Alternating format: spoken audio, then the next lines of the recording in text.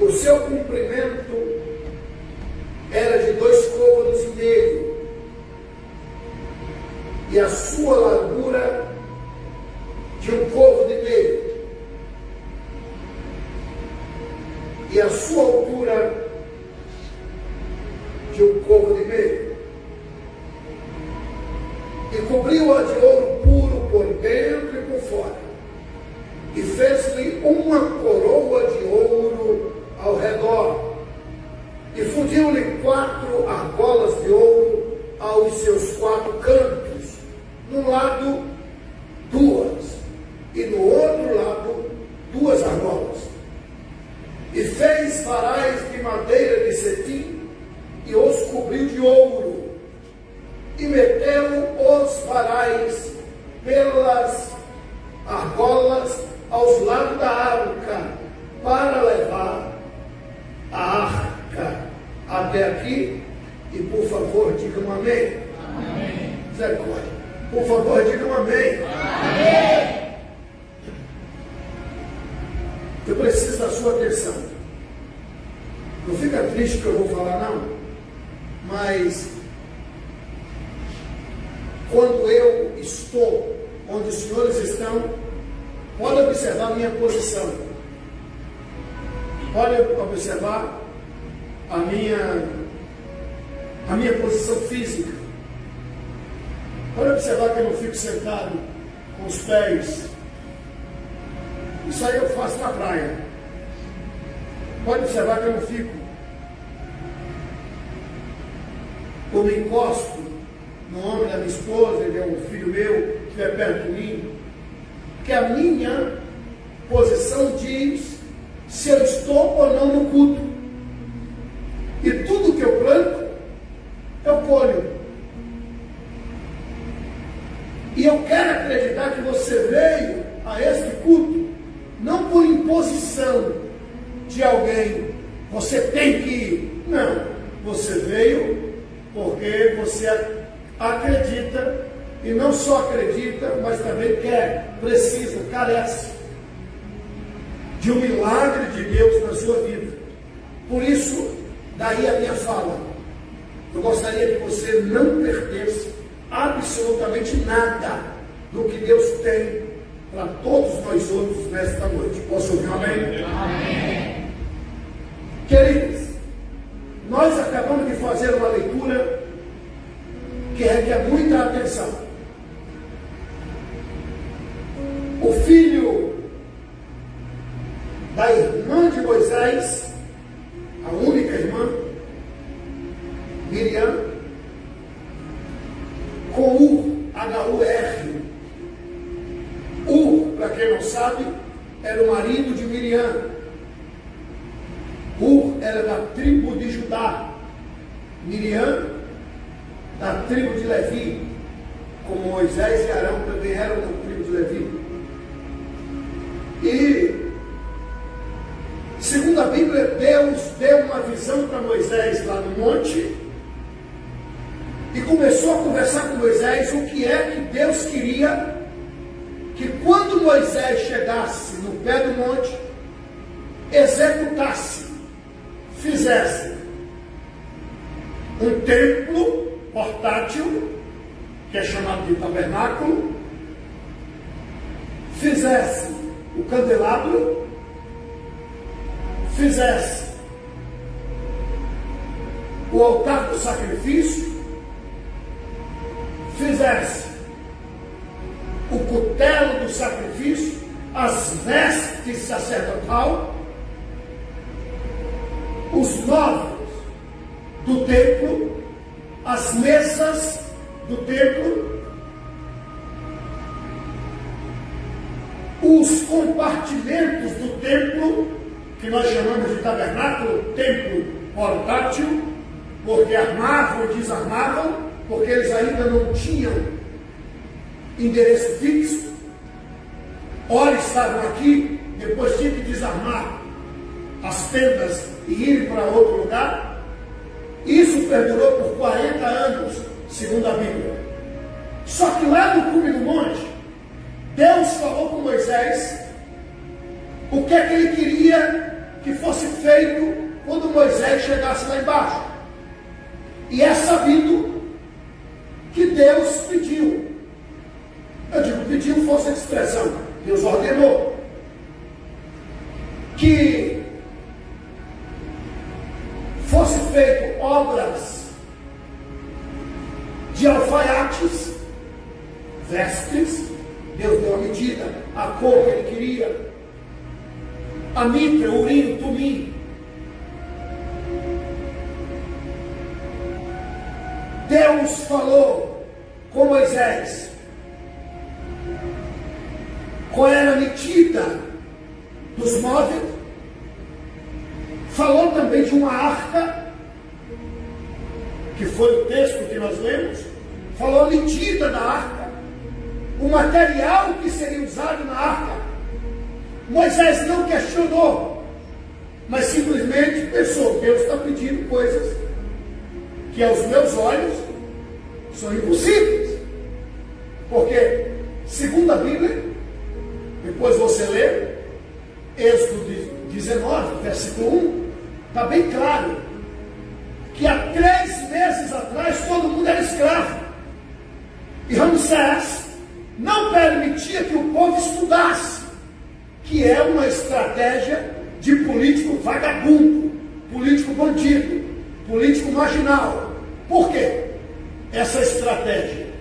Pode observar que menos se investe países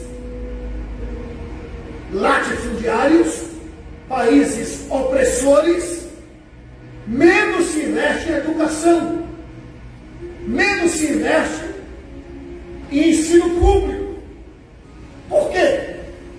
Porque mente sábia, povo inteligente, não aceita corpo cativo.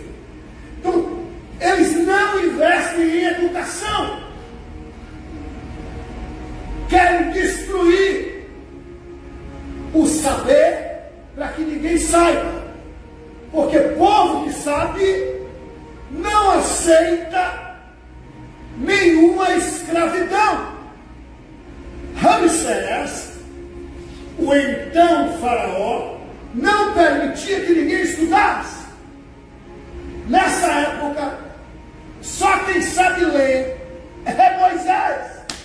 E Deus está pedindo lá em cima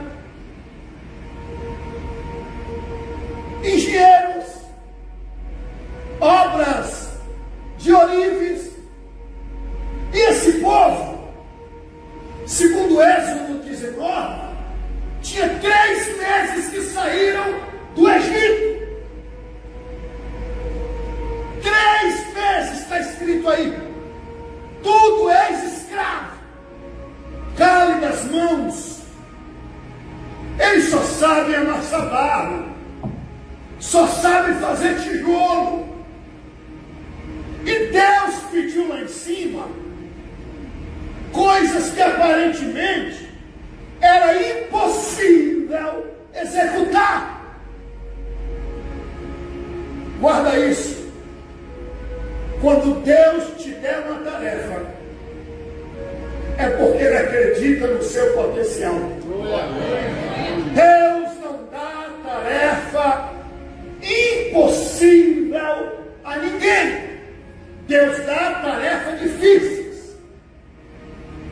Todas as tarefas que Deus dá para o ser humano, ela é tarefa difícil, não impossível. Tarefa difícil.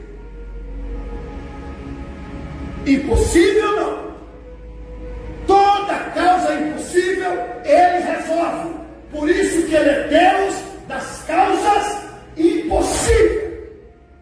É difícil. Deus conta com você, porque Ele não sabe que você... Ele tem certeza que você não é preguiçosa. Tem certeza que você não é preguiçoso. Que você não é sanguessuga. Tipo assim, não vai dar certo não. Isso aí, desculpa a expressão, é para... Não tem outra expressão. Vagabundo. Quando eu digo vagabundo, é quem anda perambulando de um lado para outro, esperando acontecer. E aí, quando Deus diz isso para Moisés, Moisés ficou pensativo.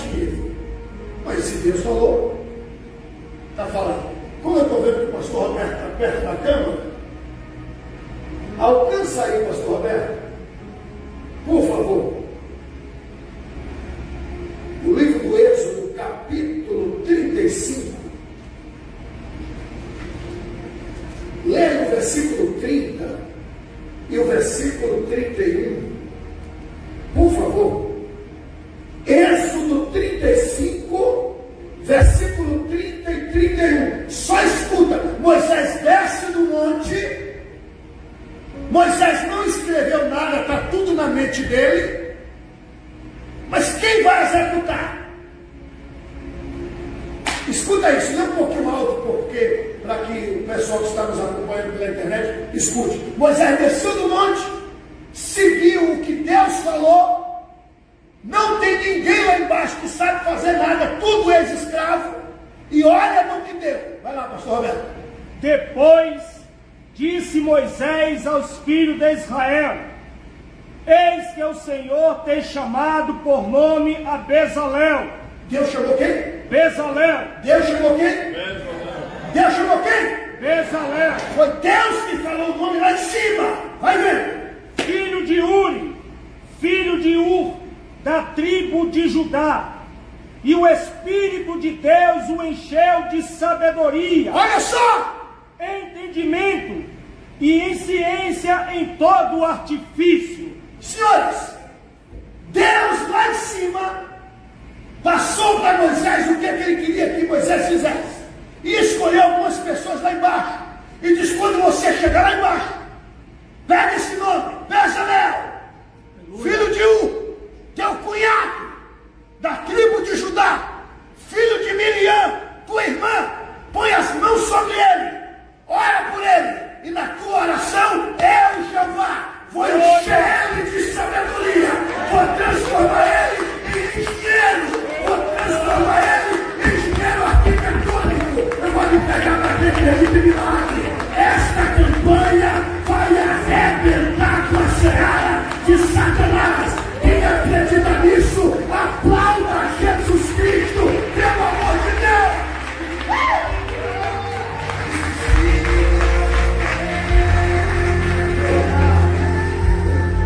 Vai bem,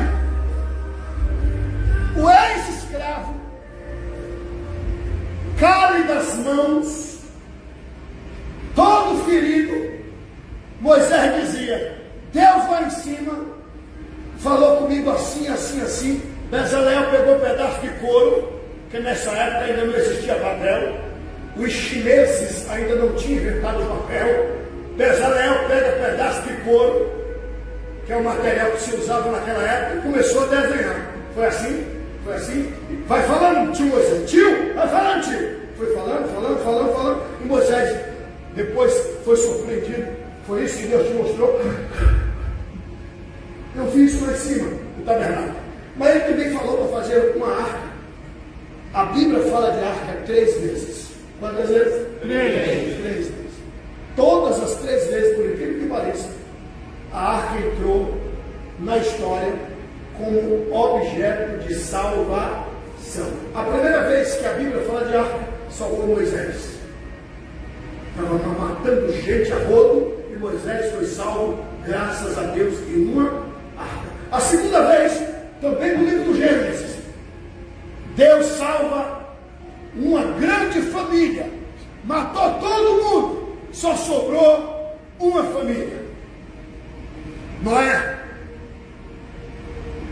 E agora a Bíblia fala-nos dessa arca, que quem conhece de tipologia sabe que é um símbolo legal da presença de Cristo Jesus.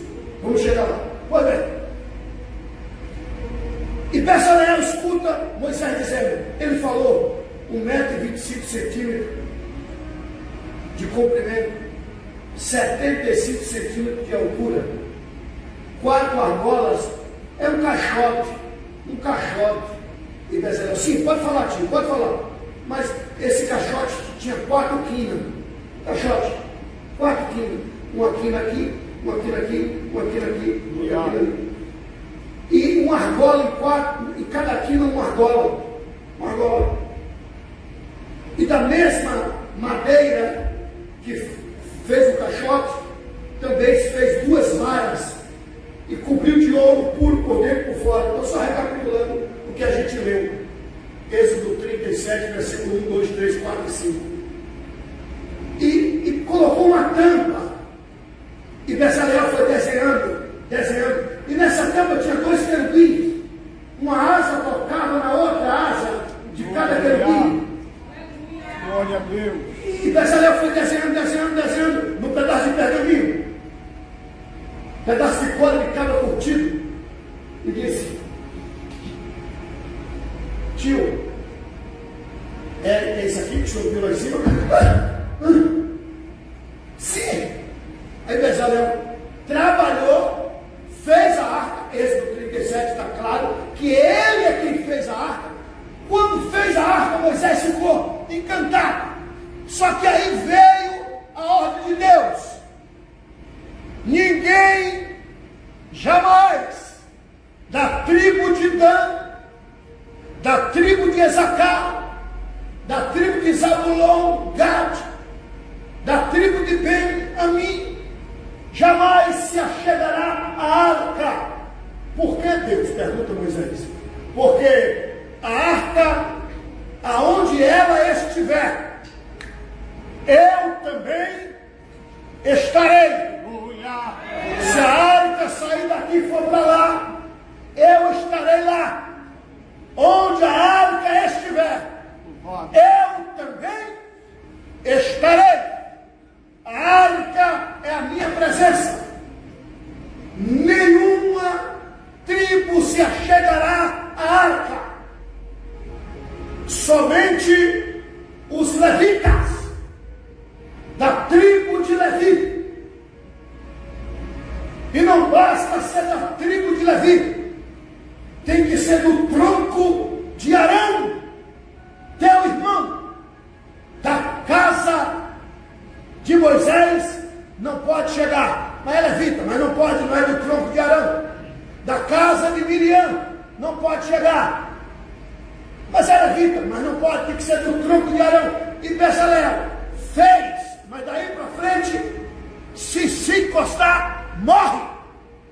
Só os levitas do tronco de Arão, a arca para ser conduzida só por 4 sacerdotes da casa araônica.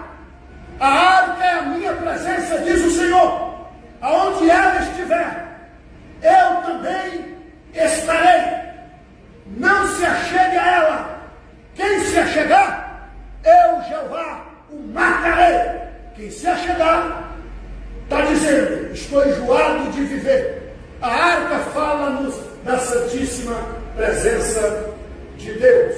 Senhores, nós vamos começar uma campanha.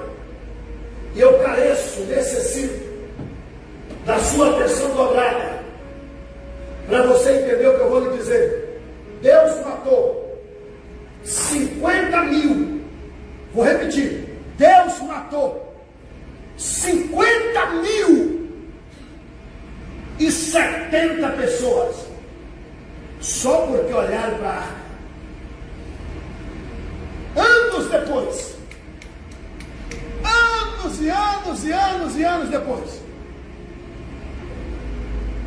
cerca de 400 anos após a arca ser formada, 400 anos após a arca na terra, Moisés não vive mais, a casa de Arão não vive mais, só os descendentes araônicos. Eles seguem Moisés pelo que Moisés deixou escrito, chamada Lei de Moisés.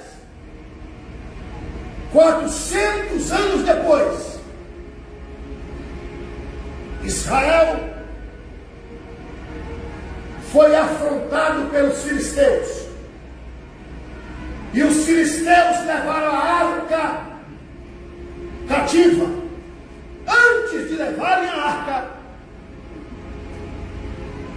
eles olharam para dentro da arca. E olha o que Deus fez. Primeiro livro de Samuel, Pastor Roberto, precisar da sua ajuda. Primeiro livro de Samuel, capítulo 6, versículo 19. 1 Samuel 6, 19. Dá uma olhadinha para você acompanhar esta leitura introdutória. 1 Samuel capítulo 6, 19 está escrito como? E feriu o Senhor os homens de Bet-Semes, porquanto olharam para dentro da arca do Senhor, até ferir do povo 50.050 homens. 50.070 homens. Lê de novo, lê de novo. E feriu o Senhor os homens de Bet-Semes, porquanto olharam para dentro da arca do Senhor, até ferir do povo 50.070 homens. Ok. 50.070 homens só porque olharam para dentro da arca. Olha para cá, senão você não vai entender a revelação. Senhores, a arca fala-nos da Santíssima Presença de Deus.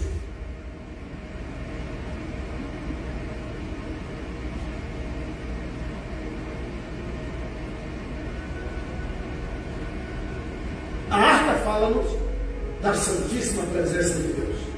Escuta isso. Escuta isso. Um capítulo antes desse capítulo, nós vamos ler por conta do tempo. Se for no capítulo 6, é óbvio que eu estou falando do capítulo 5. Os filisteus vieram contra Israel. Deus estava zangado com Israel. Deus estava irado com Israel. Foi nesse período que levaram a arca para a peleja. Deus estava na peleja, porque onde a arca estava, Deus também estava. Mas Deus fez isso, ó. Cruzou os braços, não guerreou. Deus estava na guerra, mas não guerreou. A ponto de mais de 30.000 soldados israelitas morreram na espada dos filisteus. Como se não bastasse, os filisteus tomaram a arca da aliança e levaram cativa. Oh, peraí. Mas se Deus não permitia que ninguém olhasse, e como é que agora ele permitiu que pegasse e levasse cativo? Vontade permissiva de Deus. Há um porquê de ter acontecido isso. Deus permitiu que os filisteus tomassem a arca e levassem a arca cativa. Senhores, nessa época, ainda não existe rei em Israel. É a época dos juízes. Pode observar que o primeiro rei de Israel surge no capítulo 9 desse mesmo livro. Nós estamos no capítulo 5 ainda. É a época dos juízes. Sansão fazia pouco tempo que tinha destruído o templo de Dagon. E desde que Sansão destruiu o templo de Dagon, eles reedificaram o templo, remendaram a estátua de Dagon e juraram, cortando os corpos, dizendo: um dia vingaremos o que os hebreus fizeram com você, Dagon. Reconstruir o templo. Trouxeram a arca no capítulo 5. E eles começaram a gritar: dá contada, mas não fala. Vencemos os israelitas. O sumo sacerdote Eli ouviu dizer que a arca foi levada cativa. Tentou sentar na cadeira, caiu da cadeira e quebrou o pescoço. É a época dos juízes ainda. Quem ungiu o primeiro rei ainda era criança, Samuel, filho adotivo de Eli, caiu da cadeira, quebrou o pescoço. Não tem soldados. Quase 34.000 soldados morreram. 34.000 famílias de luto em Israel. Olha a situação de Israel. Sem sacerdote, que caiu da cadeira e quebrou o pescoço. Sem soldados. E sem a presença de Deus. A arca foi levada cativa. Em Israel a gente escuta os gritos, os choros, coração de luto. Mas vamos ouvir um pouco os gritos no arraial dos filisteus. Eles gritam: viva! Dagom é Deus! Estamos alegres! Vencemos a peleja! Chegou o dia da vingança! Como se não bastasse, ainda trouxemos o Deus deles cativo. Porque para eles, Deus era a arca. E a arca não é Deus. A arca simplesmente representava a presença de Deus. Segundo a Bíblia, eles colocaram a arca nos pés da estátua, dentro do templo de Dagom.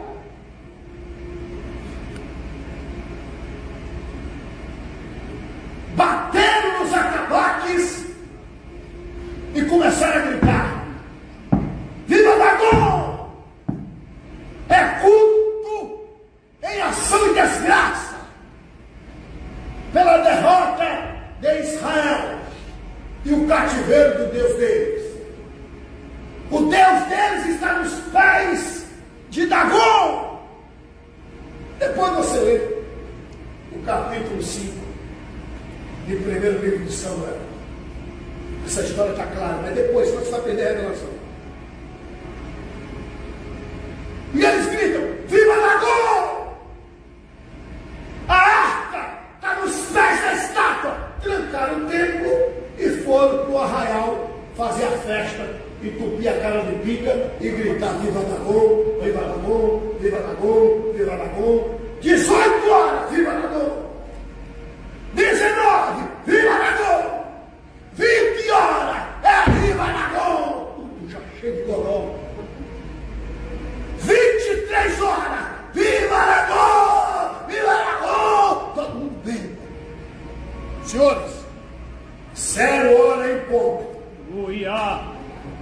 A terra dos filisteus começaram a tremer. E segundo a Bíblia, vinha mais ou menos de dentro do templo um barulho como que de um terremoto. E eles começaram a dizer: o que está acontecendo? O que está acontecendo? Provavelmente é Dagom que está, entendeu? Provavelmente é Dagom que está levantando o pé, esmagando a arca, esmagando Jeová. Primeiro que Dagom, que conhece a história, sabe que não tinha pé, né? Era o corpo, né, de homem e, né, quer dizer, do umbigo para cima era homem e do umbigo para baixo era peixe, tipo sereia. Eu não sei se era baitola, não sei se era não era, né? Porque como é que vai levantar pé? Né? Sim. É só dar um Google aí que você vai ver que dá nome, né? Problemáticozinho. Né? Estou falando da mitologia. Nada de. Como é que é o nome? Homofóbico. Vai reclamar com a mitologia. Tá bom? Né? Seria. Tá. E começou a tremer. Meia-noite em ponto, 0 hora. Guarda isso, gente. As grandes operações de Deus, viu, Misaí? Sempre foram à meia-noite.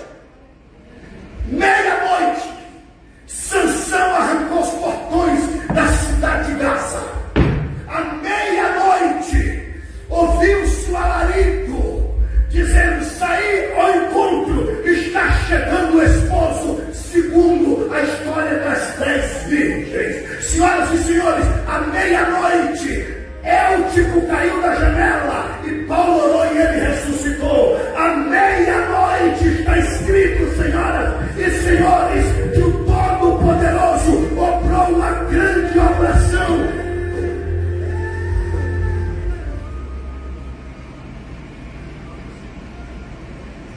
À meia-noite o Todo-Poderoso, não põe fogo não, filho, por favor, operou uma grande oração, segundo a carta magna, segundo a bússola divina, segundo a carta escrita nos céus, escrita na terra, temida e respeitada no inferno. A meia-noite sempre foi a hora peculiar de Deus. Está escrito que Jesus nasceu e um grande coral angelical apareceu dizendo: nasceu aquele que há de esmagar a cabeça de Satanás. Dá para aplaudir o Senhor, por favor?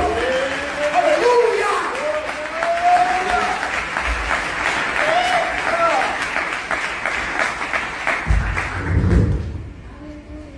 Meia-noite em ponto,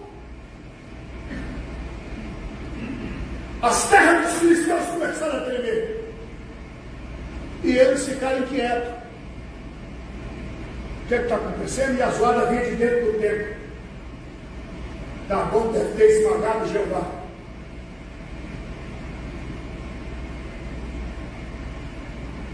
Abriram o templo. E quando olharam, procuraram a estátua. Acenderam as lamparinas, porque não existia energia elétrica nessa época. Acenderam as lamparinas, procuraram a estátua. Depois você lê. 1 Samuel capítulo 5 está claro. Sabe onde é que a estátua estava? De joelhos, diante da arca da aliança, adorando o Deus de Abraão.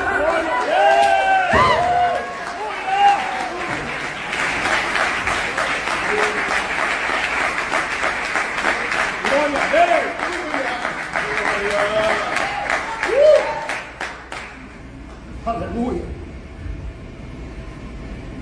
Aonde o Senhor quer chegar? Aqui. O que era a arca? Os grandes acontecimentos envolvendo a arca. Eu não poderia jamais começar essa campanha sem te dizer mais ou menos o significado da arca. Não é uma mera campanha. Senhores, onde a arca chegava, Deus também chegava. Esta campanha, a arca de Deus lá em casa, vai mudar a história de todos que estiverem participando desta campanha. Aleluia!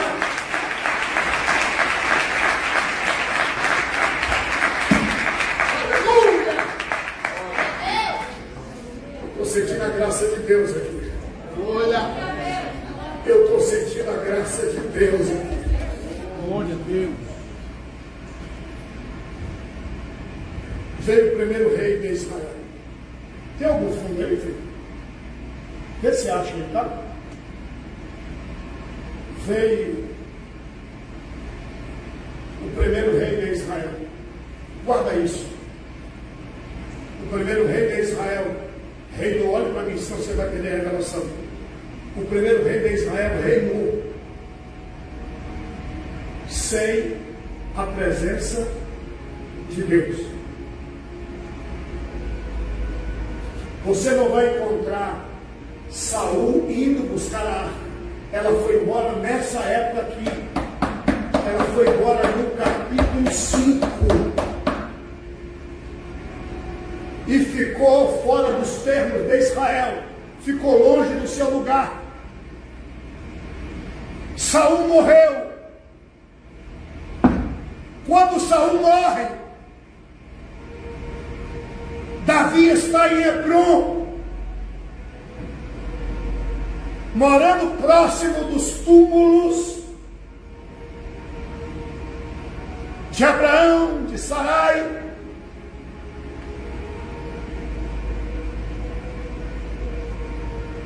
de Isaac, de Jacó. Davi está em Hebrom. Saul morreu. Davi foi chamado para assumir o trono de Israel. Quando Davi chega,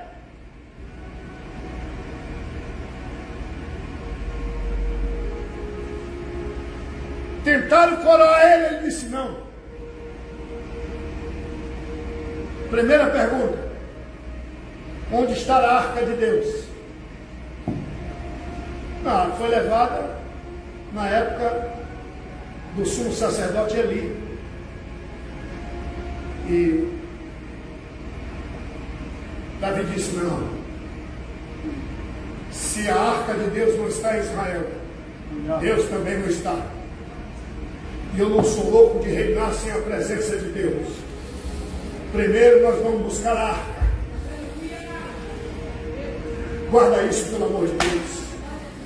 Nunca esteja em lugar sem a presença da majestade. Se Deus não está, não tem sucesso. Davi disse: eu vou buscar a arca da aliança. Vamos buscar. E Davi foi buscar a arca.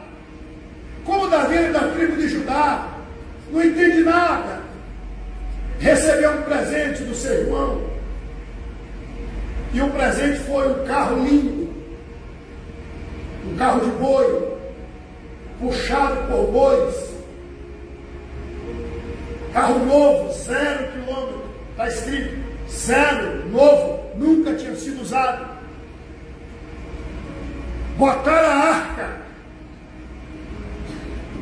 no carro de boi e colocaram 2 homens para guiar, um segurando no cabeça de um boi e o outro do outro lado segurando no cabeça do outro. E foi guiando. E o povo, está escrito, o povo se alegrando que a arca está voltando. E uma grande multidão foi com Davi, e todo mundo batendo pandeiro e tocando harpa. Segundo a Bíblia, lá vai a arca. Lá vai a arca. Até que a arca chegou em um local que Deus disse: basta, chega, foi até aqui. A roda encalhou e os bois não conseguiam levar, tirar a roda do buraco. A arca foi para cair. O sobrinho de Davi correu, cujo nome era Uzá, filho do irmão de Davi, da tribo de Judá, saiu correndo para segurar. Segundo a Bíblia, Deus mandou uma fagulha e fez uma ruptura, levou tudo. Quem olhava de longe via, levou tudo, fez um buraco. Mas Uzá foi bem intencionado, ele só não queria que a arca caísse. Só que Deus queria que a arca saísse de onde ela estava. Só que era plano de Deus tirar a arca de cima do carro de boi. Chegou na eira de Nacon. Na eira de Nacon, Deus disse: chega. E Uzá correu para tocar. Só que Uzá não é da tribo de Levi. Só que Uzá não é da casa de Arão. Uzá era filho do homem que fez o carro de boi. Foi bem intencionado. Guarda isso, pelo amor de Deus. Estou finalizando agora, para a gente fechar o primeiro elo. Princípios não se quebram. Se Deus falou há 400 anos atrás, a arca vai no ombro de 4 levitas. A tecnologia chegou, é verdade. Naquela época não tinha carro de boi, mas é para ir a presença de Deus do jeito que Deus quer. A tecnologia pode vir, mas ela não pode quebrar princípios. Princípios princípio não se quebra. Não existe várias maneiras de cultuar ao Senhor. Só existe uma. É coração quebrantado. Quem entendeu a palavra, aplauda Jesus Cristo, por favor.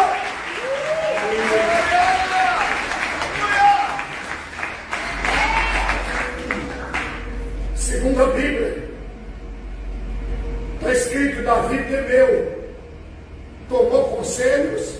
Foi aí que disseram: Rei Davi, o senhor foi bem intencionado, mas a arca só pode ser levada no ombro de 4 levitas. Davi disse: como é que faz? 4 levitas apareceram. Você é de que linhagem? De Arão.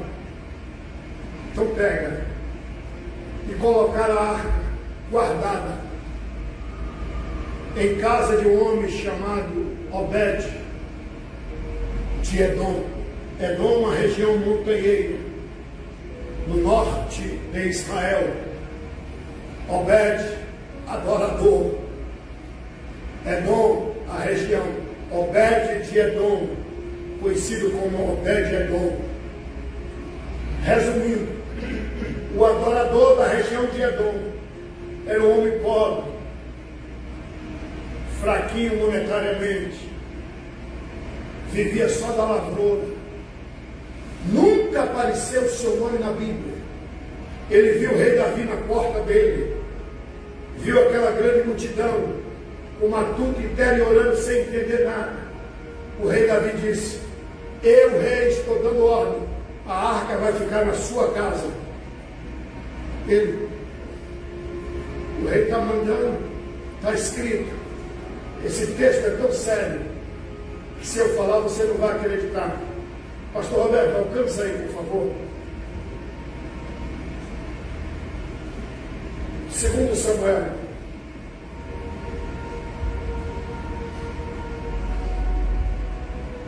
capítulo de número 6. 2 Samuel, capítulo 6. A partir do versículo 1 até que eu diga, aliás, até o 10. 2 Samuel 6, 10. 1, 2, 3, 4, até o 10. E aí a gente fecha o primeiro elo. Lê com muito carro. Pode ir. E tornou Davi a juntar todos os escolhidos de Israel em número de 30.000. E levantou-se Davi e partiu com todo o povo que tinha consigo de Baalá de Judá, para levarem dali para cima a arca de Deus, sobre a qual se invoca o nome do Senhor dos Exércitos, que se assenta entre os querubins. E puseram a arca de Deus em um carro novo, e a levaram da casa de Abinadab, que está em Geba. E Uzá e Aiô, filhos de Abinadab, guiavam o carro novo. E levantando-o da casa de Abinadab, que está em Geba, com a arca de Deus, Aiô ia adiante da arca. E Davi e toda a casa de Israel alegravam-se perante o Senhor, com toda sorte de instrumento de madeira de faia, com harpas, e com saltérios, e com tamborins, e com pandeiros, e com símbolos. E chegando à eira de Nacon, estendeu-Uzá a mão à arca de Deus, e a segurou-a, porque os bois deixavam pender. Então a ira do Senhor se acendeu contra Uzá, e Deus o feriu ali por esta imprudência, e morreu ali junto à arca de Deus. E Davi se contristou, porque o Senhor abrira rotura em Uzá, e chamou aquele lugar Pérez Uzá até o dia de hoje. E temeu Davi ao Senhor naquele dia e disse: como virá a mim a arca do Senhor? E não quis Davi retirar para si a arca do Senhor para a cidade de Davi, mas Davi a fez levar à casa de Obed-edom, o geteu. Versículo 11, o último versículo. E ficou a arca do Senhor em casa de Obed-edom, o geteu, 3 meses. E abençoou o Senhor a Obed-edom e toda a sua casa. Não sei se vocês perceberam, estamos finalizando agora, que eu fiz questão de contar a história, como a arca chegou à terra, o que aconteceu com a presença da arca, quem fez a arca. Estou trazendo o histórico no início dessa campanha. Não é simplesmente a arca de Deus, não, eu estou te trazendo conhecimento que foi um modelo dito por Deus, um modelo que veio dos céus, uma ideia divina, feita por um ex-escravo, escolhido por Deus para fazer aquilo para Deus. Deus matou 50.070 homens só porque olhou para a arca. Deus destruiu Dagon porque colocaram a arca nos pés da estátua.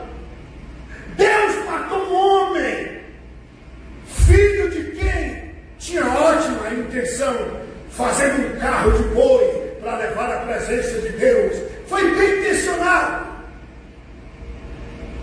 Eu estou te trazendo o histórico.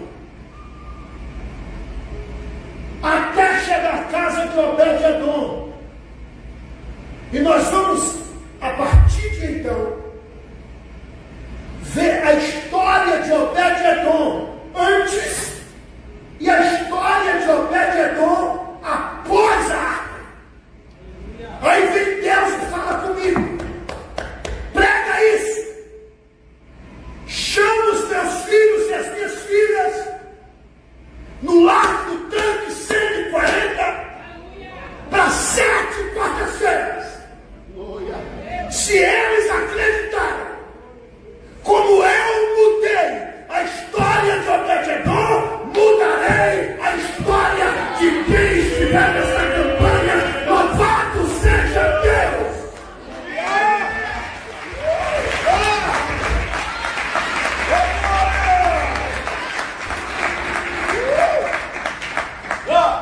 Curve sua cabeça comigo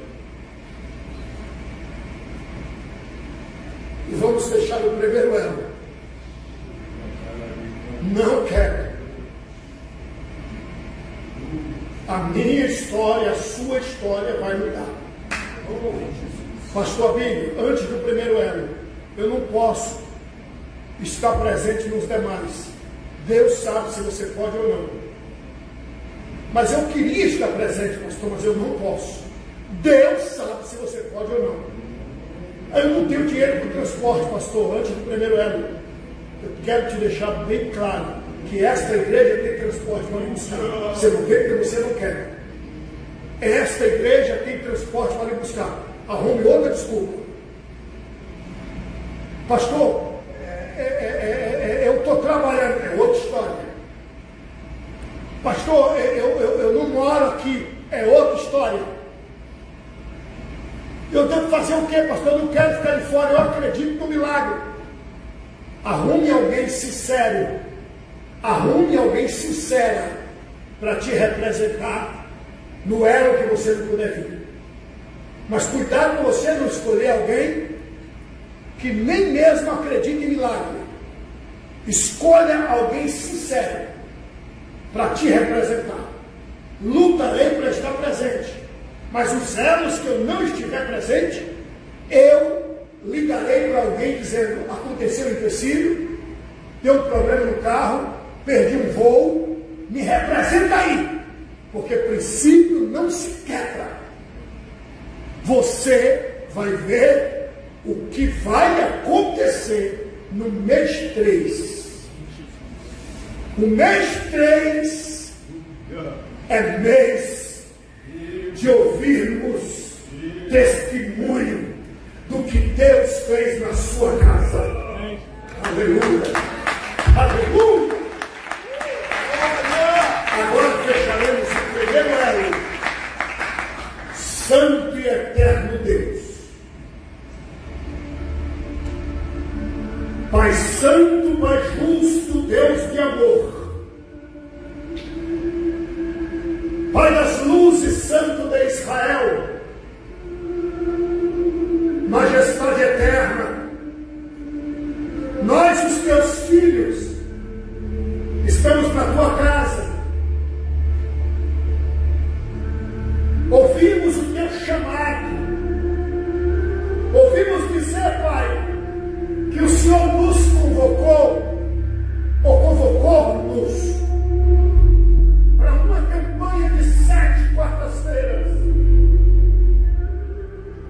A arca de Deus, a tua presença na nossa casa.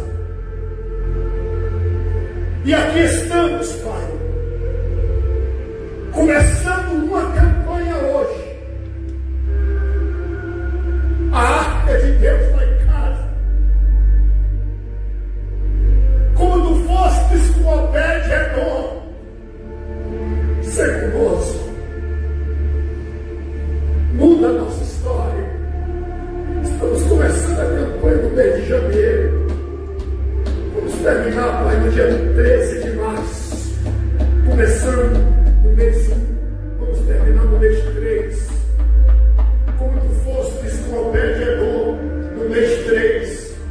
Ser conosco, Pai. Ser conosco, Pai. Muda a nossa história. E assim começaremos esta campanha. A arca de Deus lá em casa. Crendo que vamos dar testemunho que só o Senhor é Deus. Que tu és Deus das causas impossíveis.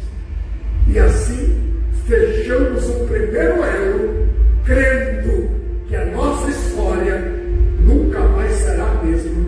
Em nome de Jesus. Quem acredita, diga. Amém. Não, quem acredita, diga.